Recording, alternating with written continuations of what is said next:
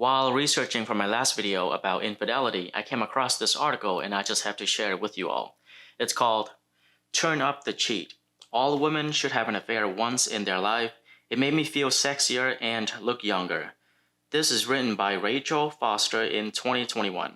In the article, she says, if you think having an affair is an absolutely no-go for you, think again, you're massively missing out. The reason why I want to share this article is because nowadays in our society, people like Rachel are no longer ashamed of themselves. I mean, it is one thing to cheat, but to post it on major media outlets encouraging other people to do the same, this is just ridiculous now. She says, I was in a steady but mundane relationship with James when my head was turned 4 years ago by a married man at work. It was not as though I was looking to cheat, but after a year with James, the initial spark had fizzled out. In the early days, he lavished me with meals in fancy restaurants, bought me flowers, and made me feel like the center of his universe.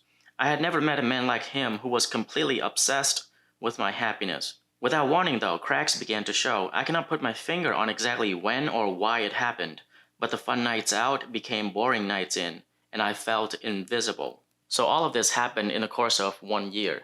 1 year is not a very long time to be in a relationship, but she's phrasing it as if they were together for 10 and 15 years. If you've been together for a year and you already got bored, then the relationship is not meant to be. But instead of breaking up, you decided to cheat. So essentially, you're keeping this guy around, carrying your emotional baggage, paying for your stuff while you sneak around to sleep with other people. She continues, I was 38 and I could feel my youth and confidence slipping away. I gained about 2 stones in weight, finding comfort in chocolate and cake.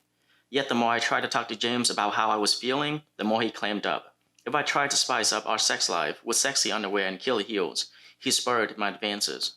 Sometimes I caught him looking at other women in the street. So this is the classic blaming other people for your own fuck up. I cheat because you didn't do this, or I cheat because you didn't do that. And these are her words. We don't know James' perspective on this. The article included a photo of her when she was younger and a photo of her now. There's no wonder why the guy rejected your sexual advances. It is obviously because you gained a ton of weight. Now here's the kicker. I put a lock code on my phone so James could not check my messages, and I always made sure it was on silent mode. I even concocted a story about how I had enrolled on an evening dressmaking course so I could get out of the house. Another time I conspired with a friend who called me to arrange a night out while James was in earshot, and instead of meeting her, I went to see Andrew. So she manipulated him and lied to him to cover up her affair, and this was not like a one and done kind of thing. It was not like she had a moment of weakness, she realized she fucked up and tried to make things right. No. This continued for months. The article mentioned that James ended their relationship after 2 years, to which she said, I did not fall apart when our relationship ended because my affair with Andrew has shown me that I deserve better.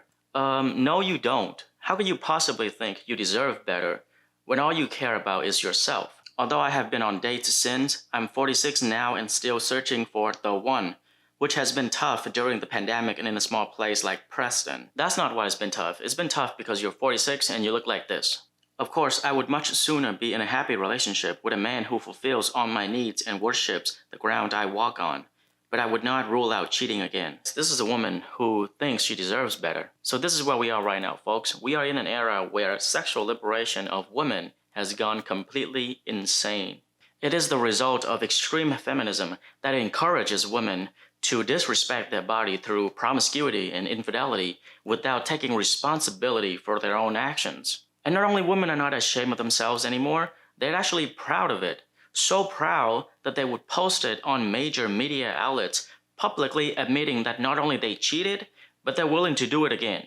This is the culture of self-love that we live in nowadays, like the do whatever makes you happy and just don't care about anyone else. Women eat this up.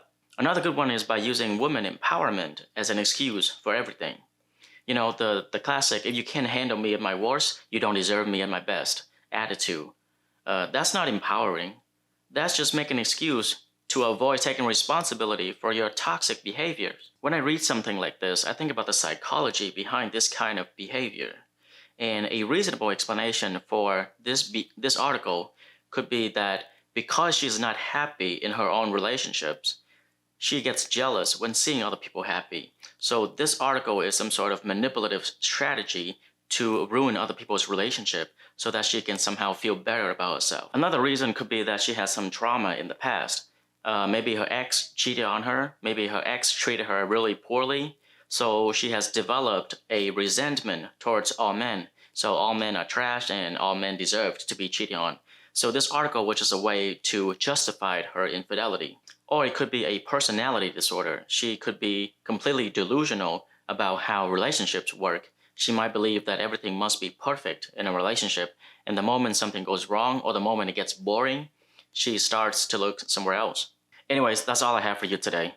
I'd love to hear what you think about this rise in promiscuity and infidelity in our society, and how we're going to protect young kids from this toxic culture. And if you find this interesting, I also made another video about the biology and evolutionary psychology perspective of infidelity. You should definitely check it out. I'm going to link it somewhere here. Until next time, stay curious.